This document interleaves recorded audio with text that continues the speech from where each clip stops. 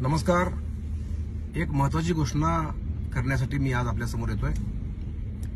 औसा विधानसभा मतदारसंघातील पुरामुळे किंवा अतिवृष्टीमुळे जीवितहानी झालेल्या कुटुंबियांना, ज्यांचे पशुधन वाहून गेले त्या कुटुंबियांना, ज्यांच्या शेळ्या कोंबड्या वाहून गेलेत त्या गरिबांना, ज्यांची घरं पाण्यामध्ये आहेत किंवा पडली आहेत त्या पीडितांना एक दिलासा देण्यासाठी मी आजचा हा व्हिडिओ करतोय.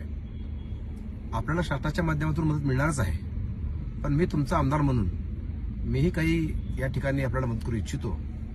आमची एनजीओ क्रिएटिव्ह फाउंडेशन आणि पुण्यातली अभय बुत्रा फाउंडेशन या दोघांच्या संयुक्त विद्यमाने सरकारच्या बरोबरीने या पीडितांना मदत आपण या निमित्तानं करतोय. जीवितहानी झालेल्या कुटुंबियांना सरकारच्या माध्यमातून 4 लाख रुपये प्रत्येकी मिळतात. त्यात आमच्या एनजीओकडून 4 लाख आम्ही देणार आहोत. त्याचबरोबर ज्यांच्या म्हशी वाहून गेल्यात त्यांना 37,500 रुपये सरकारकडून मिळतात. त्यात आम्ही 37,500 ऍड करतोय. ज्यांची गायी वाहून गेल्यात त्यांना 37,500 सरकारकडून मिळतात. त्यात आमचे तेवढेच ऍड करतोय. ज्यांचे वासरं वाहून गेलेत त्यांना 20,000 रुपये सरकारच्या माध्यमातून मिळतात. त्यात आम्ही आमच्या एनजीओच्या माध्यमातून 20,000 ऍड करतोय.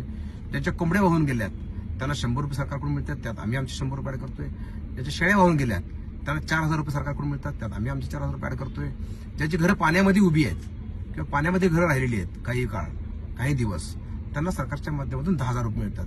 त्यात आम्ही आमच्या एनजीओच्या माध्यमातून 10,000 रुपये त्याच पीडितांना देतोय. ज्यांची घरं पडली आहेत, काही ठिकाणी माळवत पडलंय, काही ठिकाणी भिंती पडल्यात, काही ठिकाणी भिंती खचल्यात, ज्यांच्या नोंदी सरकारकडे आहेत, ज्यांचे पंचनामा झालात त्या कुटुंबियांना सरकारच्या माध्यमातून 4,000 रुपये मिळणार आहेत. त्यात आम्ही आमचे 4,000 रुपये ऍड करतोय. एकूणच हे सगळं करत असताना यामागे उद्देश हाच आहे की खरं म्हणजे शेतकऱ्यांचा बैल वाहून गेला तर त्याला 32,000 मिळतात. त्यात आम्ही आमची 32 ऍड करतोय. पण 32,000 बैल येतो का तर येत नाही.